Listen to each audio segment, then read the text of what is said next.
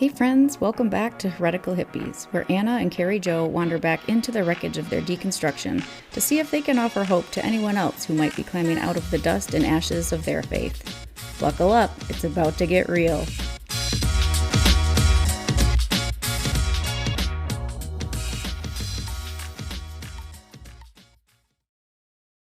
Okay, cockroach story. So we're in Nigeria, and the boys had a bathroom that was connected to our only shower, and we had our own bathroom. Steven and I did. And so one of the kids, like, they had been put to bed. We were still up. I don't know, it was like, 9 or 10 p.m. One of the kids got up to go pee, and then they came into the room where we were hanging out, and they were like, hey, there's 2 or 3 cockroaches in the bathroom, can you spray them? And we would just spray with like Raid or whatever equivalent. And so Steven was like, okay, yeah, like I'll come in and do that. And so when he went in there, he saw at least one of them scurry back like into kind of the hole in the wall behind the toilet where the plumbing was going in. Mm-hmm. And so he was like, oh, that's not good. So he looks into the hole. And I mean, like, as much as you can, right? Like, it's not like an open hole, right? So he looks in, he's like, oh, there's like way too much movement. So he starts to spray in there, and they start pouring out like Oh my gosh. in droves. And so Oh my he's gosh. like, okay, this is beyond. I can't just spray. So he takes that spray. He like covered his mouth, took a deep breath. He sprayed in that hole for as long as he could stand, these things coming out at him. And then he shuts the door and duct tapes all around the door. Oh, And just like, yeah, it's just like, we're just going to let it sit. Like, we're going to let that spray work its magic, and then we'll see what happens. So I don't know if it was like later that evening or the next morning. I can't remember the time frame, but at some point he like unseals the door and opens it, and look, like, it was covered. You couldn't see the floor. Covered in cockroaches. He counted them. There were like in the 300s. More than 300 cockroaches. Like, eek! And like, this is so Steven. He counts them. Like, to like make it extra disgusting, I guess, for the story.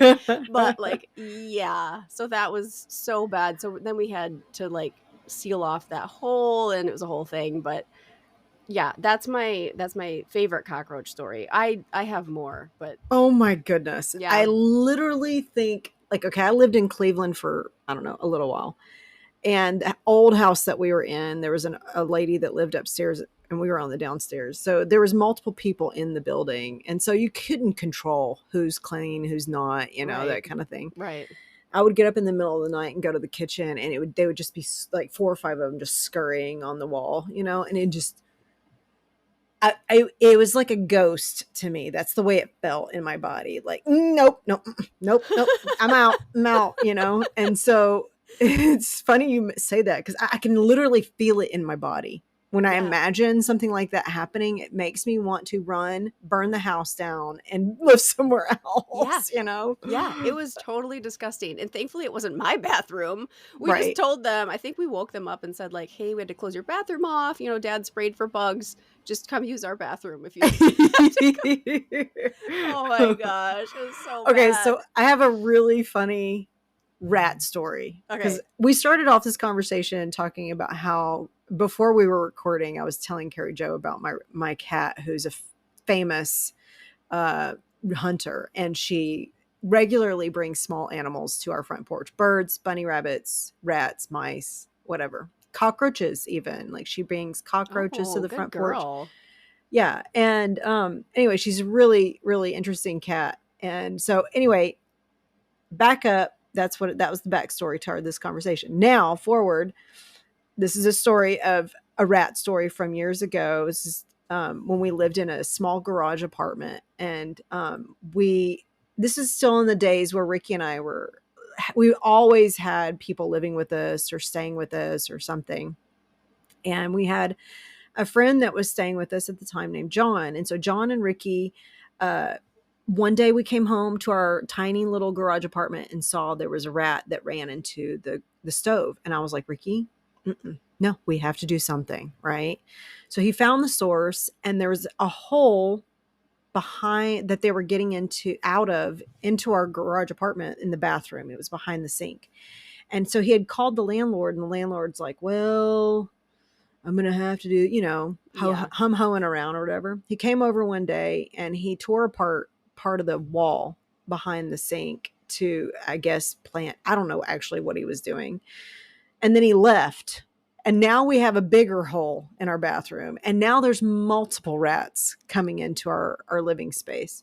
So I was like, Ricky, we have to do something. So John and Ricky set up a maze from the opening to a trash can. So they lined up boards and objects from that hole in the wall that kind of came out of the bathroom into the kitchen and swirled around to where they finally had to run into this basket, this trash can that we had, like a normal 13-gallon size trash can, right?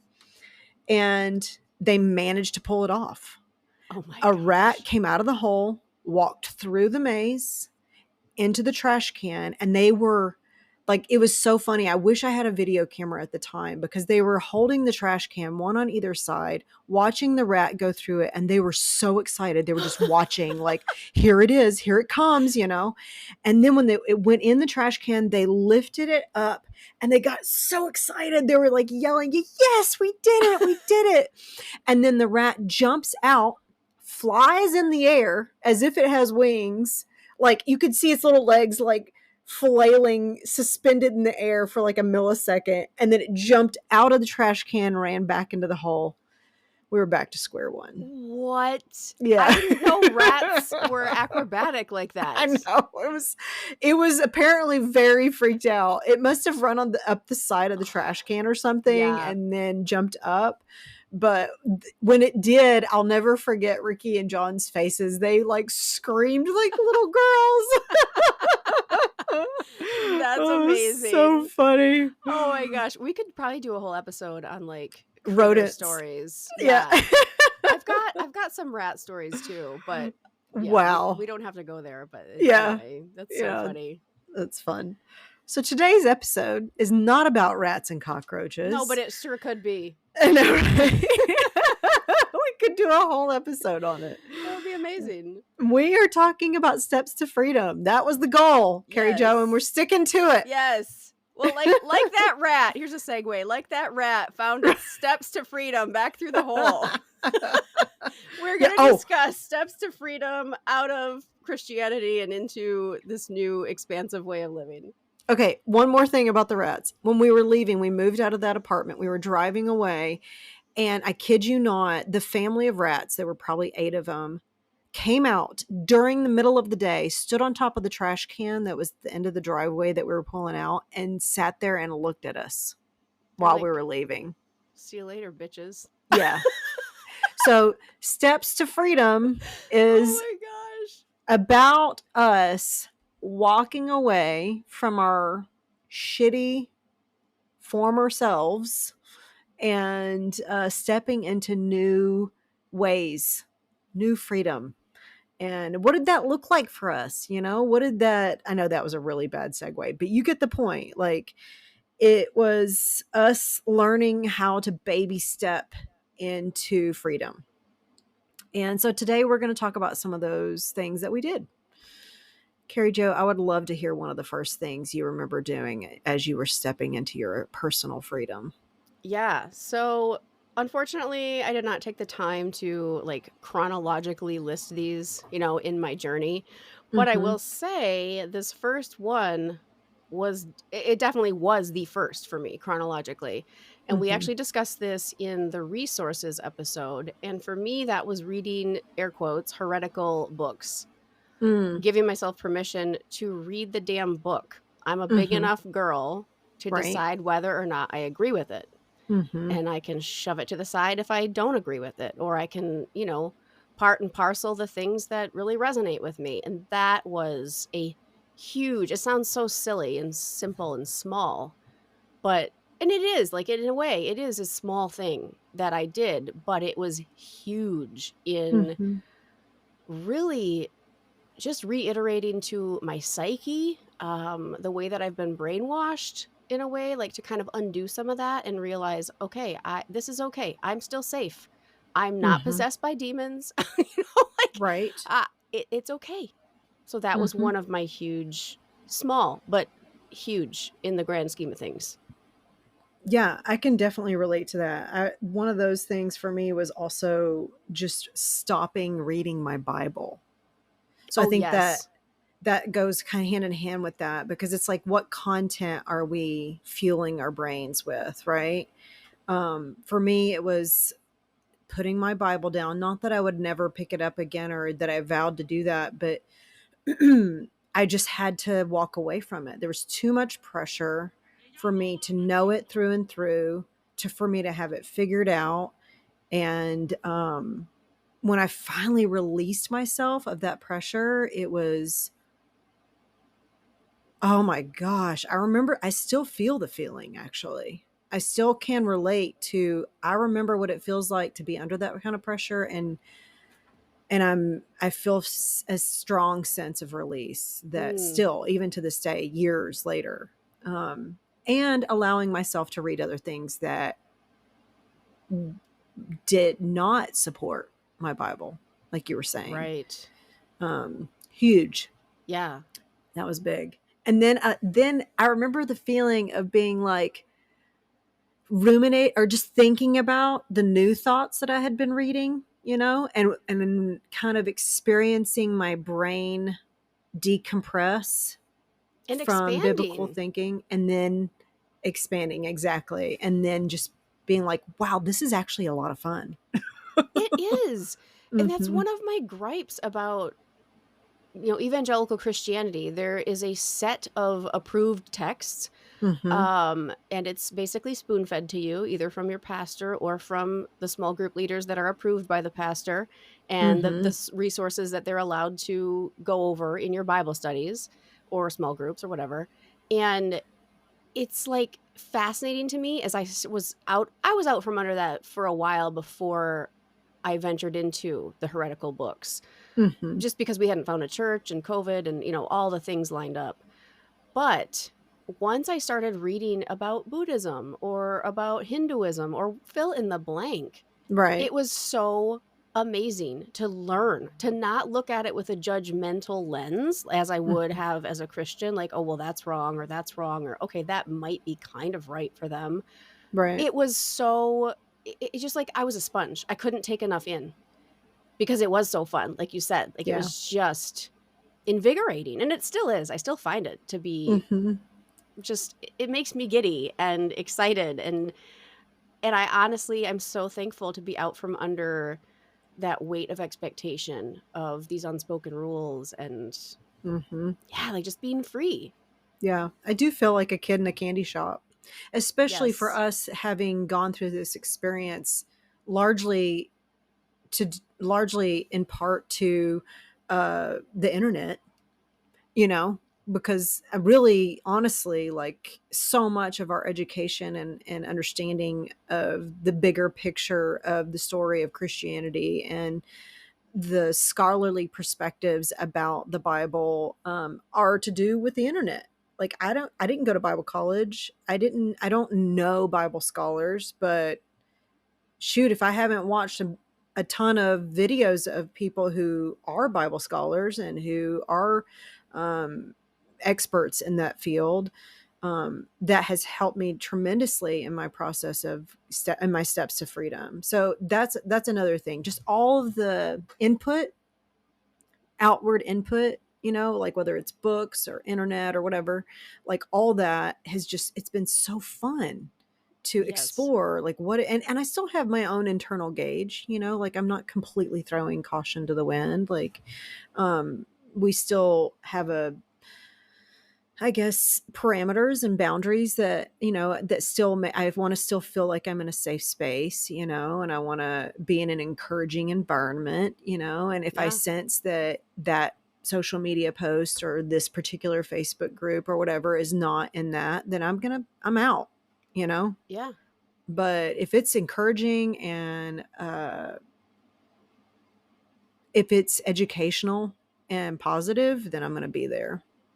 Yeah, that's awesome. I was actually going to ask you what those boundaries were, but I'm glad you gave us kind of a glimpse into that, because it is important that we're not just willy-nilly consuming everything, and Mm-hmm. I'm not trying to be, speaking Christianese with these words.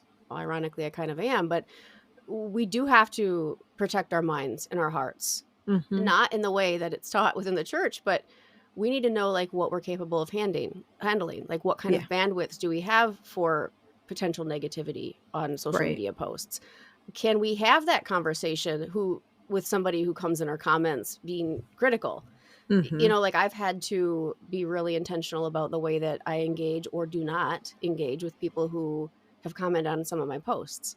Mm-hmm. So yeah, those are some smart boundaries to put in place. And actually, that is one of those things on my list of steps to freedom would be saying no / setting boundaries. So it's a little Mm. bit related, but Yeah.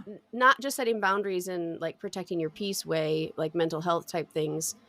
Like that's real specific, right, for social media type issues. But the setting boundaries for me has been really important for mental health surrounding some really challenging relationships in my life.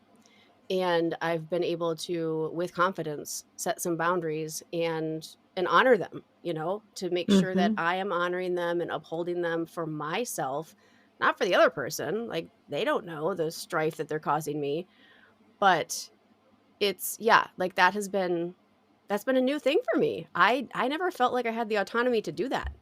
I was a good Yeah. Christian girl and I'm a Midwesterner, so I'm like a yes girl, like I don't want to disappoint anybody. I'll bend over backwards to do things to meet expectations. And now I'm just like, fuck it. I don't care. Like if it's gonna destroy my inner dialogue and the peace that I've worked so hard to create at this point, it's a hard no, or there's a boundary being drawn. Yeah. So that's one way. And that's not chronological. That came much later. But I think it was part of that sense, like you mentioned earlier, Anna, about that sensation. Like you can still feel that feeling of freedom. Yeah. That weight is gone. Feel like once I was able to usher that in, I was then able to create those boundaries and Yeah. say no, because I just made the space for it within my Mm-hmm. existence, and I didn't have that before. Yeah. Yeah. I think that those lines were blurred a lot when I was in Christianity, with feeling a sense of obligation, and that's the best word, a sense of obligation to fulfill certain roles, and also to live up to what I thought was supposed to be my role. Right. Like I wanted to be the best version of me, and I thought I knew what that was. Um, but and I think in part it was. I think I Mhm. learned a lot about who I am, and what I really want out of life, and what I really don't want out of life. Right. Yeah. You can still learn those things even within subpar, not Right. optimal situations. Yes. you know, Confinements placed upon you. Yeah. right? Yeah. Yeah, boundaries is huge, and I was learning boundaries a lot even within Christianity, but and I'm continuing to learn about what that looks like for me all the time. I think we grow, in some areas we tend to grow and know how to respond to certain things a little bit better. And so we don't need those boundaries anymore. Right. Because Right. now we can handle it differently, or we're better at knowing how to diffuse certain situations, and be more mature, I guess, in some ways. Yeah. But And I think that's part of the boundary making. Like we're right. allowed to make the boundaries and we're also allowed to remove them. Right. But I Yeah. think for me, one of the important things has been for me to remind myself that I'm the only one that can okay the removal of that boundary. Yeah. If somebody breaches that boundary for whatever it is, fill in the blank, it doesn't matter. Hmm. That's not okay. If Yeah. if I have not lifted that or removed that, I need to either say something or maybe readjust my positioning in proximity to this person or this relationship or the situation so that a boundary can be upheld if they're not willing to. Yeah. Yeah. So it does come with maturity. It comes with, trial and error and making bad decisions and like, all these things that we learn from. Pause. My crazy ass dogs. I kind of want to keep that in there. Okay, do you want to Um, respond to what I said? Please I remind was me. talking about like being mature enough to understand when you need to move yourself instead of the boundary or something like that. Yeah. Okay, if you're gonna go, pause. Yeah, I agree. Yeah, it's sometimes you need to move yourself, sometimes you need to move the boundary. And I feel like that's an ever evolving, moving target in a way, like you keep growing, you keep learning, you keep changing, and it's part of the evolutionary process. Yeah. And I think I'm more fluid in that process than I used to be. And that comes with maturity. Right. And man, that whole saying, go with the flow, the whole Buddhist way of thinking with just being open to the flow of life, right? And feel like I'm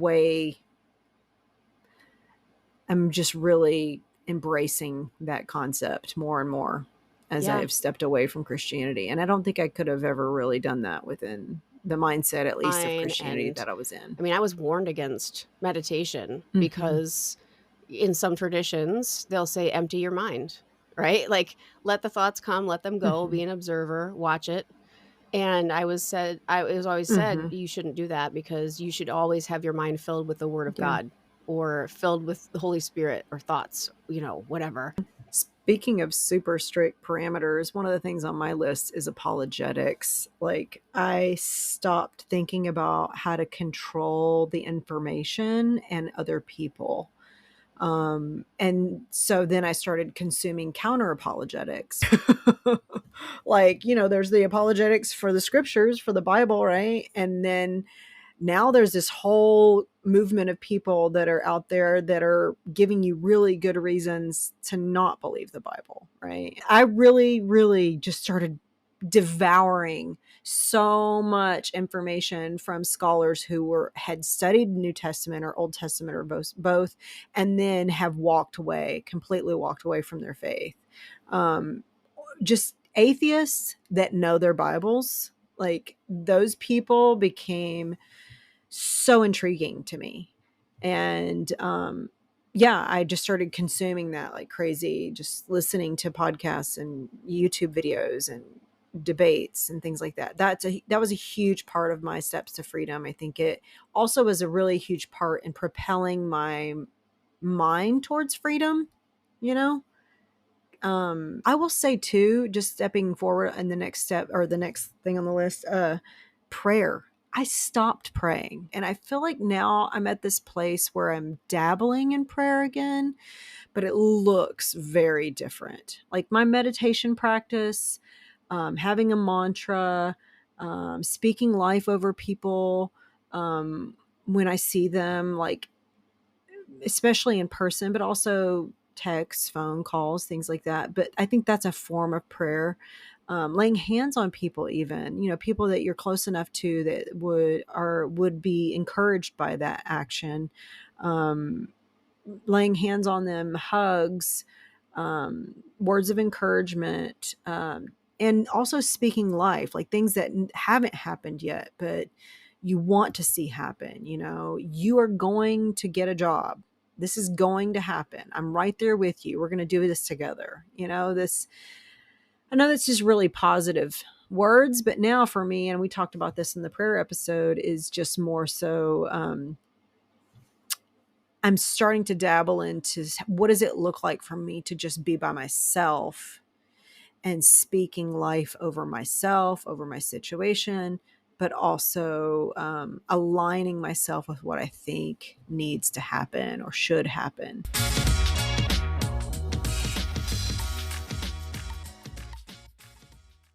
What's next on your list? So I discovered Qigong, and it is the art of movement, meditation through movement, basically. There's a lot of different types of Qigong people practice, and there's even people in China that use it as kind of like a religion, really. I'm guessing that's not how you use it. Yeah, exactly. There's just a lot of coordinated body movement. So I discovered it one day when I was walking through the farmer's market, and I ran into these people that were promoting it. And so they had these workshops. They were proselytizing? Yeah, they were talking about, yeah. Wow. I know. And you know me, like I was like, that's so sweet. I've done that before. Yeah. You know? Yeah, So, exactly. I mean, not in that same exact way at the farmer's market, standing around with my tracks or anything like that. But anyway, I'm so very gracious with people. And so I ended up talking to them and just kind of asking them questions about their beliefs and trying to understand what they were there for, because I'd never seen them there before, or anybody other than Christians at the farmer's market. And so, yeah, they got to talking about, and then they were like, we have these free workshops. You can come join us. And it was just in the park, you could show up and practice with them barefoot in the yard. And they weren't like going to tell you how to believe or try to do, they were just basically encouraging you to practice with them. And then once you see the benefits, you're going to know, right? Oh, yeah. But that's like anything, everybody tries to, whenever they find something effective like that or helpful, they'll, put a narrative on it Sure. that includes some type of higher power and that this is a gift, right? So, but there's, even within Christianity, we have tons of what I call formulas of things that work, right? But they aren't, the narrative that's been attached to them is not helpful. Yeah. In every way, right? Not the entire narrative. Maybe parts of the narrative. Maybe some people think it's helpful, but it wasn't for me. Yeah. And so anyway, I went to this workshop with them. It was like a few Saturdays in a row. We met up at the park at like 7 a.m. Javi, my daughter, and I just really enjoyed the movement and the meditation aspect of it and connecting with our body and really getting grounded and all that kind of stuff. So we had a really good time. And so I continue to do it, even to this day. It's a part of my regular practice and something that I really enjoy.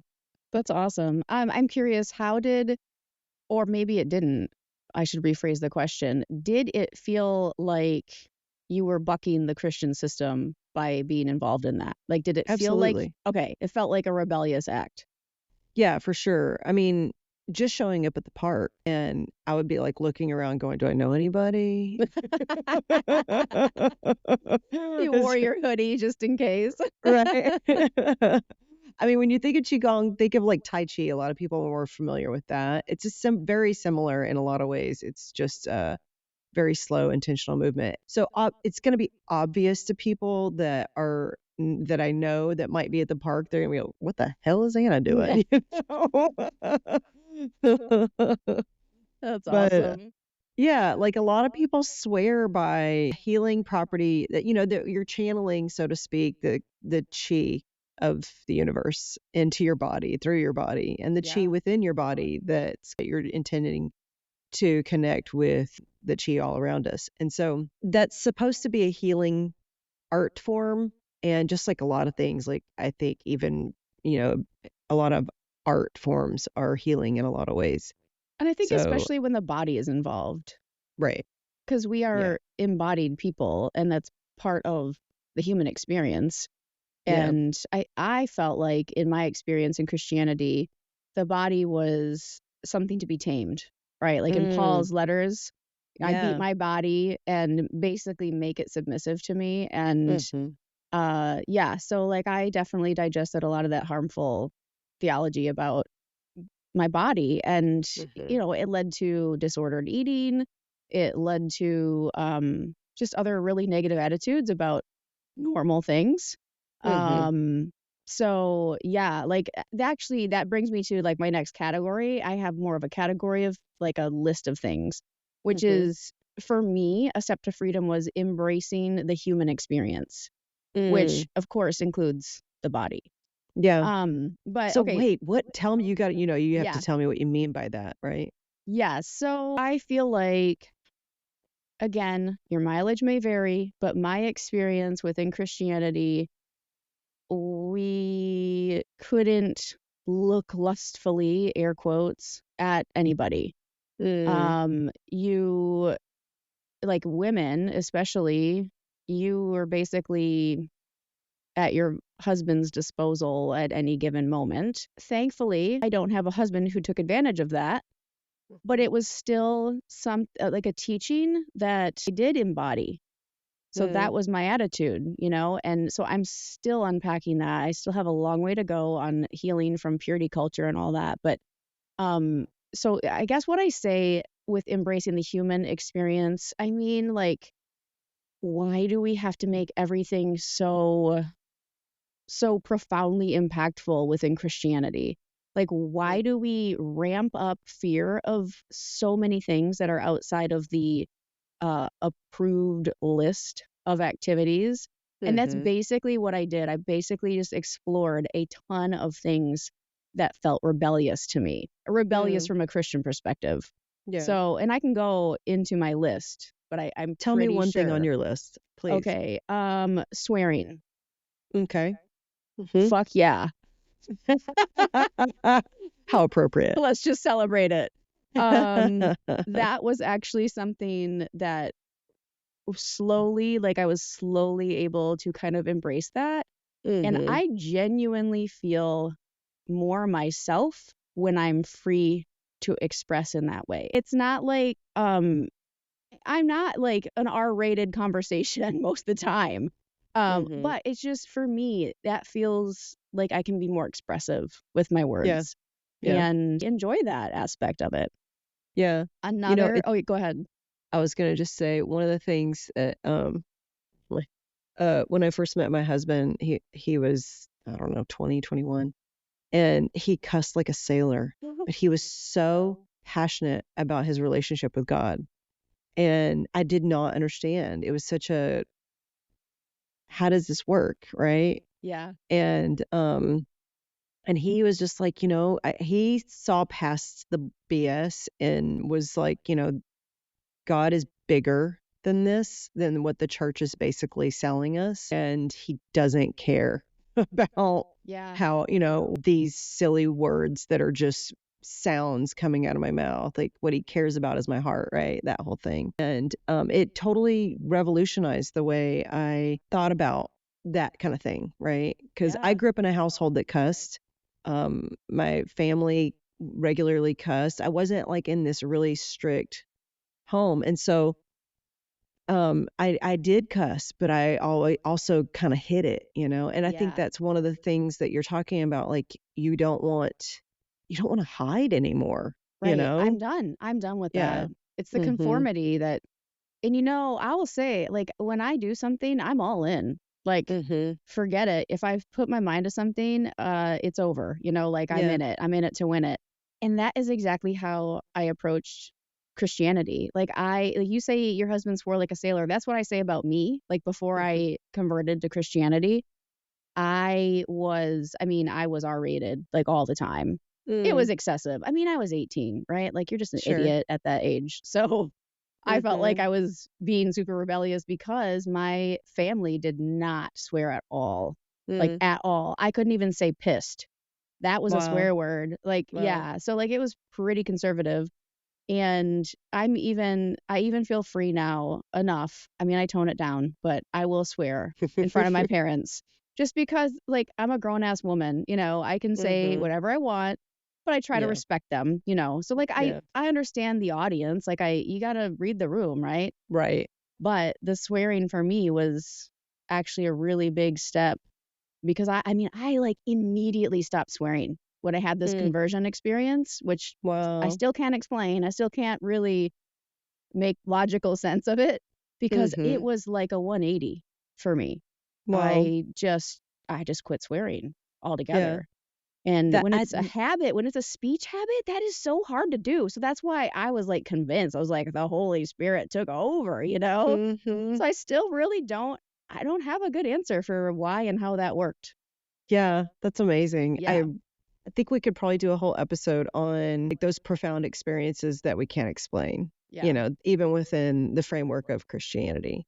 Yeah. And I say even, like, not even, because honestly, most people within that framework have had profound experiences they can't explain. And a good portion of them kind of stake their whole entire beliefs on that experience. I learned that even Mother Teresa, she had such a profound experience where she heard the voice of God when she was, I think, 18.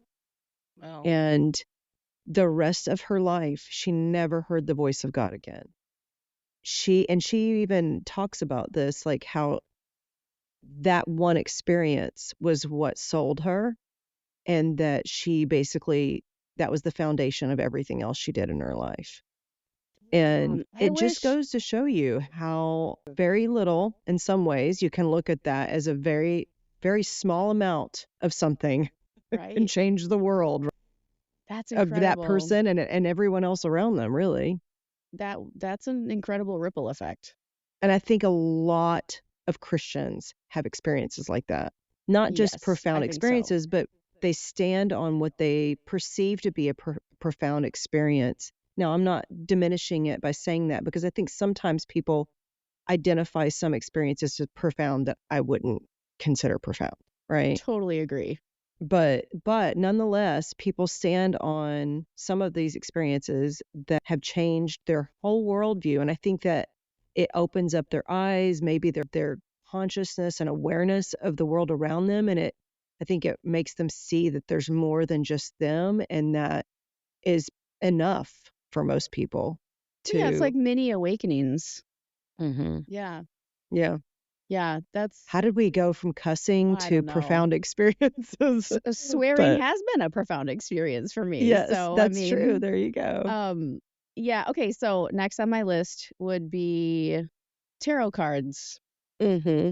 because, those are of the devil and you're going to get possessed by a demon if you engage with them. I mean, that was the messaging, right, within Christianity. And so I was doing this, we talked about it in the resource podcast, and also with Keith Giles, his Square One course. And he encouraged me to follow my curiosity, because I was talking about tarot cards and how I'm very curious about them. And like, I don't know why I can't understand the draw that I was feeling to them. And Keith said something along the lines of, you owe it to yourself to follow your curiosity, see where it leads. And that kind of was like a green light for me, not because he was like a authority figure in my life or anything, but he had already been through the deconstruction process. He's helping people through it. And I just felt like him saying that was indicating that it's safe. It's safe to go there. Yeah. He wants the best for people. And so somehow that flipped a switch in my brain and said, go for it. Just, what's the worst that can happen? So yeah, tarot cards have been a really interesting, what do I say, practice. I don't do it regularly anymore. I used to do it every day. But now I just kind of do it when I feel like I want a little inspiration or encouragement or something. I'll pull a card, and I look at the book that goes along with it. I think you have some cards too, so you know what I'm talking about. There's like an explanation for each card, and I really appreciate that. It's insightful, it's inspiring, and often very encouraging. So that's another step to freedom. That was like a major, like I said, a major kind of, what's the right word? Hurdle, I guess, that I got over. Just removing that fear and allowing myself to explore that curiosity. Yeah. Yeah, I've played around a little bit with it too. Mostly because I have a friend who's really into it, and she gave me some cards, and so I've been playing with them almost like they're like a book, or even it's just like something that I can read, and if I get something out of it, great, and if I don't put as much stock into it, although I know a lot of people look at them as more divine, like Right. and although I think there is some power in a lot of things, like, I could walk outside and stare at a tree and probably draw some type of wisdom and just pausing and meditating, and so it's this time for me, it's setting aside the time and putting my intention into being with myself and thinking about something that's important to me, and allowing the cards to stimulate thoughts and ideas that may not have ever come up before if I hadn't. Yeah, So. they're almost like a journal prompt if you were going to journal. I mean, I don't typically journal with it, but yeah, they're just kind of like thought invokers. And that's been really fun, because I hated devotions. Like I did not do quiet time well. It was not my forte. So it almost felt like I was reclaiming something that I felt so shameful about in my Christian Yeah. walk, that I now found something that really resonated with me and that I actually enjoyed doing. And it was like, oh, okay. Like I was kind of, to use a Christian term, like taking back some territory in my life. Yeah. So What's another thing that was like that you did? well, the use of cannabis and alcohol. I wasn't like opposed to drinking before, like, you know, it would be an occasional thing, but now I would say I just don't feel guilty if I have a couple drinks throughout the week, you know, like I don't see that as a moral failure. Right. So just kind of removing some of those really restrictive attitudes about things that don't need to be, you know. I Yeah. mean, yeah, if it's a problem, it's a problem, but it's not a problem in my life, so I don't need to adhere to those strict boundaries that I enacted, you know, on myself. But Yeah. and then yeah, the cannabis, like that actually took me a while to get over that hurdle as well, and it's been fun. I've enjoyed experimenting with it and just kind of having new experiences, and again, the human experience, you know, like learning about myself and feeling different ways. It has been freeing for me to actually walk down a different corridor for once. Yeah. Yeah. Yeah. Yeah, that's awesome. I did shrooms once with a friend, and it was talk about profound experience. I and I've done other things like LSD and marijuana and things like that, but smoked, whatever. But yeah, that was probably, I hadn't done anything that psychedelic in a long time. And when it happened, I Was this realized during that, your deconstruction that you did this? yeah, I mean, it was probably about a year into it. Okay. So I think it was more just in the end for me, like I did journal afterwards. I actually mostly did artwork while I was under the influence. But Ricky and I've always just had such a strong sense of like freedom, even within our Christianity, that it wasn't like an act of rebellion. It was more just I get to experience this too, you know? But I definitely think I probably wouldn't have done it if I still was a Christian. And it's weird because I knew in my heart I could, but I just wasn't allowing myself the freedom to fully let go, even though I knew I could. Yeah, that's And interesting. it was interesting. I think some of that had to do with how I'm being perceived by other people too. Sure. You know, I think there was some pressure to some degree, even though I knew I had the freedom, I still didn't want to disappoint people, you know? Yeah. I hear that. I feel that. Yeah.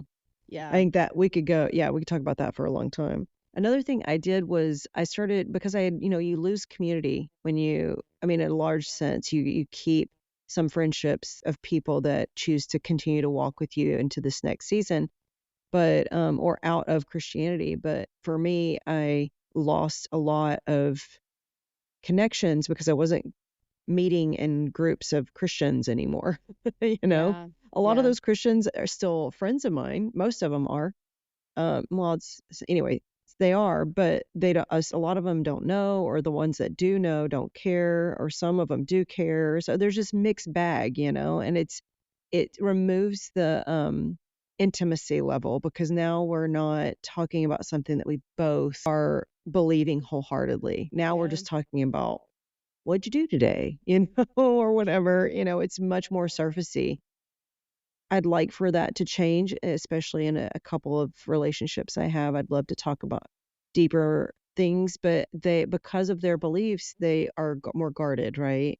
And so it prevents us from really going some places in our conversations. So I started going to Sangha, and I have gone off and on. I don't go regularly like I did with any other church, but it's a really safe place to meet with people that really all believe different things. If you don't know, Sangha is just a Buddhist community gathering, but and the one that I go to only has like 7 or 8 people. It's not that many, but it's just really nice to meet in a room with people that just care and you can talk about pretty much anything with. And Yeah, that's awesome. And it also like scratches that community itch that we all yeah, have. yeah, I don't care it's how one way to do introverted that. you are. You know, my husband is like, he says he's like a hermit. He would much rather just be in the house with his family and not go out. But, you know, there is a need in everybody for community. And it's nice that there is access to other communities. It doesn't have to be within a church. But I will say that is a major human need that church or organized religion is pretty good at meeting. It's pretty Yeah, good at meeting that need, for better yeah. or worse. I think when I first came out of Christianity, though, I had a hard time understanding how it would be possible to find community anywhere else, you know, because honestly, it is unparalleled in the way community is done, at least in the settings that I was in. You know, people are there for you. You know, most of the time it is, you can count at least on a lot of things within that community. And so there's not a lot of places like that you can find that same thing, you know? Yeah. And But I would beg to ask the question, Anna, do you feel like that was genuine now in hindsight?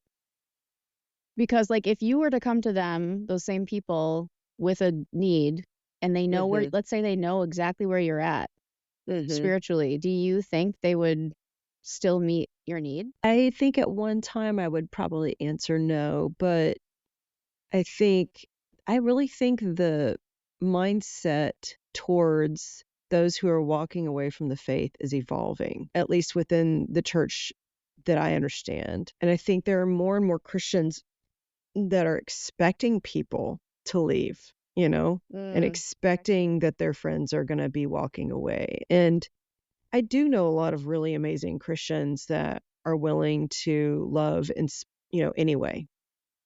But, and having said that, at least in my circle of people, I do believe there's a lot of people that really still care, but it does limit because their whole worldview is filtered through this and belief system, and mine isn't. And so finding, when you're in that world, so much of your conversations and your language and your choices, I mean, everything, you know, Everything. is affected, influenced by that. So for me, I will have to say, yes, I do believe that the people are, that they do genuinely care. Some of them, absolutely not. Yeah. But I would say I have a mixed bag of people like that in my life. Well, maybe not in my life, but were part of my Christian life. Some I could call on, and in a heartbeat, they would be there. No questions asked. But others, they've just written me off, and, you know, whatever. They probably wouldn't bat an eyelash at a request. But, you know, those aren't the ones that I would have asked for help from anyway. So, yeah, I don't know. It's a weird thing walking away and finding freedom, like we're talking about, you know, steps to freedom. But there's a flip side to that, you know, like you are losing things when you're stepping away from something. So, right. yeah, it's just tricky. And some days I feel like super awesome about it, you know, like all the progress I've made and all the steps I've taken. And then other days I just feel profoundly sad that because I changed the way I believe or the way I see things, I lost friendships over that. Yeah. And that just seems super lame. And some of that is on me. You know, I didn't lose friendships because of everyone else's choices necessarily. Some were people just saying, you know, I'm done. But others, you know, I had to set boundaries. And again, you know, that's what we talked about earlier. That was part of my finding freedom. Like I had to draw that line because we were incompatible as far as how we see the world. And it's hard to engage when you see the world so differently. Yeah. But anyway, I don't know. Like, do you have another one on your list of steps to freedom? For me, I mean, honestly, like reading Eckhart Tolle was huge. I think that probably, I know I mentioned that in my list of influences, but that's the last thing I had on my list, because I will say, and since leaving Christianity, I've had profound experiences with his teachings, and that in some ways kind of mimic a similar profound experiences that I had within Christianity, but are framed very differently. And to me, more universal and probably even more profound, honestly. Wow, that's Um, cool. Yeah. So allowing myself to read, embrace, practice, and enjoy his teachings was a huge step of freedom, because it felt a little bit like religion, but it's not. Yeah. It felt like parts of what I experience within religion, but it's not. So I had to really kind of allow myself the freedom to um, embrace new ways of thinking about the world and new practices, and also give myself the space to also allow myself to follow my own heart and my own intuition about things, like, do Yes. I need to go? How far I feel good about going this far, but I don't feel good about going that far. Or, just Right. like really using my own intuition to guide my heart rather than other people's intuition to guide Yeah. their hearts and my hearts. Yeah. That's awesome. Next for me, I would say, I guess this is a subcategory, but making me a priority. That was a huge, I mean, that is still hard for me at times, but deciding that I want to pursue this diving thing, I find it to be so fascinating and inspiring, and it was so fun to watch. I was like, I got to try this. Like, this looks so fun.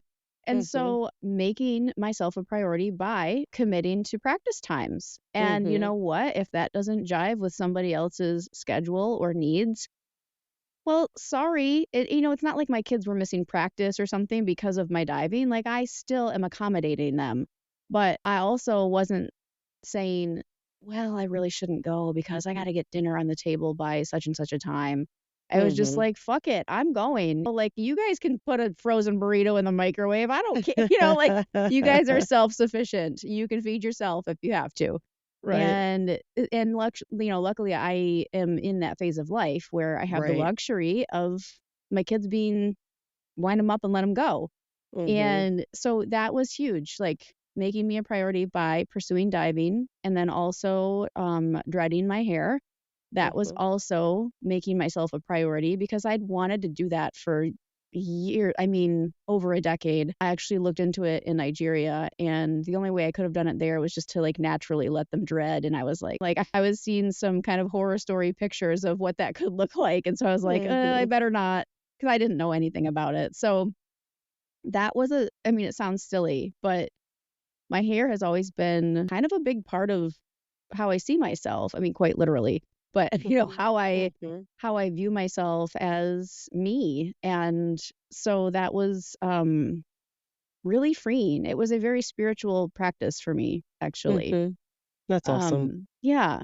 And then I have a couple others, but do you have anything you want to add before I move on to the last two things on my list? I want to hear it.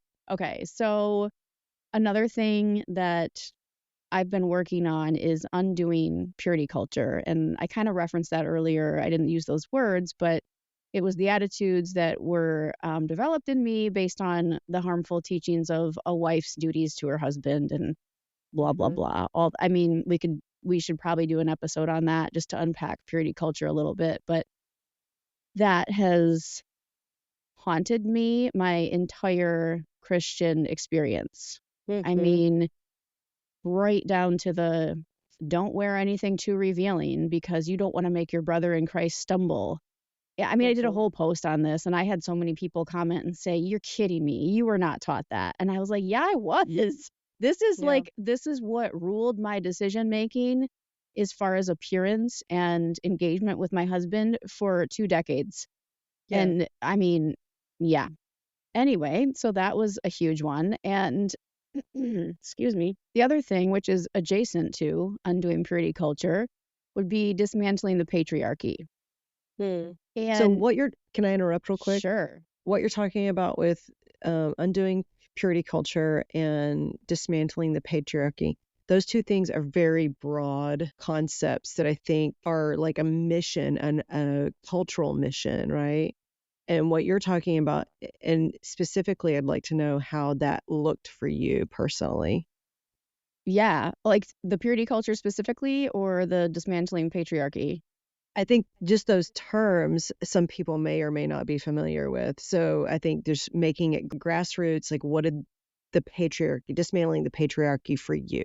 What did that look like? Yeah, for me, it was basically becoming aware of scenarios or interactions where I could identify the patriarchy at work. So, for Define instance, patriarchy. okay, patriarchy, this is my rough definition. I'm sure, Google could give you a much more eloquent one. The patriarchy would be the system put in place by men, women submissive or in their role. And again, that's my layman's definition. But for me, dismantling it meant looking for those situations because they are abundant in a woman's life. I mean, you can see the patriarchy at work, not even in only women's lives, but also in men's lives. It just trickles down. It kind of touches everything because that's the way our society and systems have been formed over the years.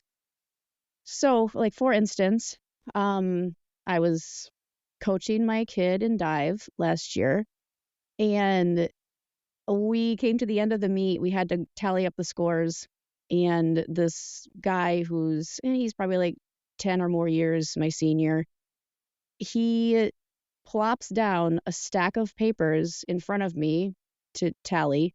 And he's like, "Here, this ought to keep you busy." And then he chuckled, and he didn't hand any to the other male judge that was there. So the three of us were judging. And I was like, what? What just happened? I mean, patriarchy aside, that was just fucking rude. Right. And so then the guy next to me said, "Oh, give me some of those. I'll take some." And so we did them together. But like for me to identify that as maybe not overtly patriarchy, I'm sure he wasn't thinking, I'll show that woman. But he was just thinking, okay, well, the woman can do it. Like, I'll just hand it to her. Paperwork, right? Clerical work.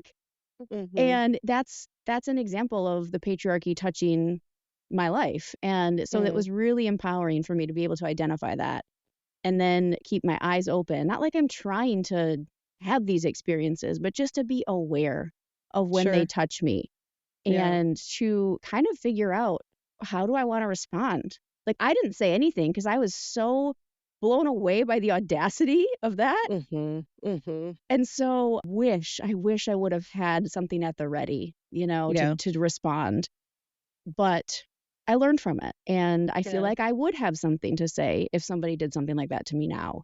Yeah. So yeah, it's fascinating. I mean, part of my extended family, there's huge patriarchy structure in place. And it just burns me so much. And now, especially that I'm more aware of it, I just see it in everything, in every text, the way things are addressed within the family. Like, it's kind of devastating, honestly. So I try not to think too much about it, but I'm also trying to empower myself so that when those things, it's not if, it's when those things happen, that I will have a challenging response because somebody needs to challenge it. It's never going to break down if it's not challenged. And so I'm prepping. I'm prepping for it. And I'm not going to be an asshole. Like, that's not my intention. It's just to let people know, like, I see you. I see what you're doing. I see what's going on here. It's so ingrained in so many, it's so ingrained in parts of our culture that, or especially within Christianity, that it's hard to even see it. It's kind of like seeing the forest. It's hard to see the forest for the trees type of thing. But I will, and I know what you're talking about. I recognize the patriarchy that has been obviously entrenched in our culture, and not just our religion, but also our society for so long. And there's a shift happening culturally. There definitely is a shift happening. It's exciting, honestly, to be alive, to see it and to experience it and hopefully contribute to it. Exactly. Yeah. But I will say from my personal experience, I definitely had some influence in our churches and in my personal life of that. But, and I've said a lot on the podcast it wasn't really strong narrative for us. The churches that we were a part of had a lot of equality built into them, mostly home churches. and honestly, a lot of women leaders that were within that church system. So, and it was embraced, it was encouraged, and we definitely recognize that we're a team when you're like have a partnership with your husband or whoever your partner is. You assume certain roles, and some of those did line up with traditional female and male roles, but not because we felt like they had to. It was because we felt like we wanted to, right? Sure. And that's great. Like, that's great. I Mhm. think that makes sense. Yeah. Yeah. And I also love, Anna, that you had an experience where there was a little more freedom on the women involved in the Christian experience, because that was not mine at all. Yeah. And Yeah. so that, I guess, that's why for me that has been really important, is dismantling the patriarchy. Absolutely. Yeah. Yeah. Again, reclaiming what was kind of stolen, opportunities that were Right. stolen from me. And It's beautiful. I love it. I really enjoyed looking back and remembering some of the things that, oh yeah, I remember how profound that was, or I remember feeling like that doing that was taboo, but now I yes. just do it every day, right? Right. So it's this process that we're learning and everybody's steps to freedom are going to look different. We're not trying to tell people how to step out or how to step into their own freedom and do it the way we did it. But this is how it looked for us, and it's probably going to look different for everybody. And yeah, it's been fun to reminisce about that process. I did forget a lot. I had to when I went to think, I was like, oh yeah, I didn't. That part of my story was really important, and I can see how it was a stepping stone to where I'm at now. Yeah. Yeah, it was fun. I mean, for me, it wasn't that long ago. It was probably no more than 2 years ago. But again, I said to you off the recording that my memory is garbage. So It's it's good that it was more recent history for me, because then I could remember some of the things. But yeah, no, yeah, this is good. Yeah, definitely. Man, this has been fun. it always Thanks is. for talking with me today, Kari Jo. My I think pleasure. that probably wraps it up today, doesn't it? I think so. Okay, awesome. Thanks for joining us, everybody. We love talking about our process. And if you are interested in joining us on the podcast and you would love to share your story, maybe you have something interesting you think the world should know about, please feel free to reach out to us. You can contact us on the email that's associated with this account, or you can find Heretical Hippie on Instagram. It's probably the best way to do it on Kari Jo's messaging on Instagram. So we'd love to hear from you, and we'd love to talk to more people and broaden our understanding of this process and what other people have gone through to walk away from Christianity. Yes, because there's always someone out there who will resonate with your story, even if you think your story is bland or lame or you don't have anything to add to the conversation. That's not true. Yeah. Somebody's going to resonate, and somebody's going to find freedom when you share your story. So we would love to interview you and share with you. Yeah, and I will clarify too, or specify, the vernacular walking away from Christianity. It's just semantics. It's just one way to say, that your process has evolved, right? And some people still call themselves Christians, some don't. We're open to discussing with anybody their process of understanding their belief system and how that has evolved and changed throughout their life. So just to be sensitive to those who are also listening that may use different terms to describe their process. It's a natural evolutionary process, I think, that we're all going through, and we get to process it together. So join us. So that's it for today. Have a good one. All right. Peace out, Peace out, motherfuckers. Well, friends, that wraps up this heretical episode. Thanks for listening, and be sure to rate and review our podcast and share with anyone who would be encouraged. See you next time.